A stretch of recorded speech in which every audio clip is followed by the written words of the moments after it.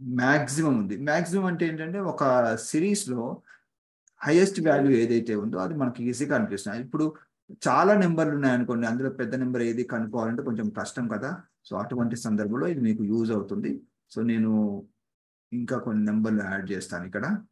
Okay, so ఇందులో highest number మామూలుగా మీరు 4-5 ఉంటే ఈజీగా చెప్పేయచ్చు, కానీ చాలా నెంబర్లు ఉంటే అందులో ఏది అనేది ఇలా మీరు టైప్ చేసుకోవచ్చు. మ్యాక్సిమం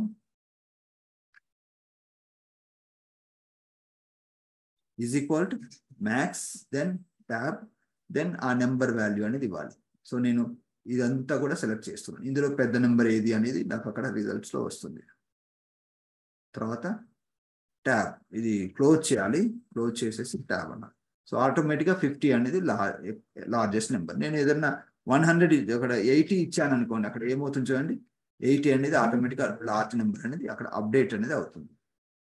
సో అదే విధంగా మనకు మినిమం అంటుంది. నెక్స్ట్ సేమ్ ప్రొసీజర్, అందులో పెద్దది ఇక్కడ మ్యాక్సిమం బదులు నేను మినిమం కొట్టాను అనుకోండి, అందులో చిన్న నెంబర్ ఏది అనేది మనకు తెలిసిపోతుంది. Minimum tab, then select the data.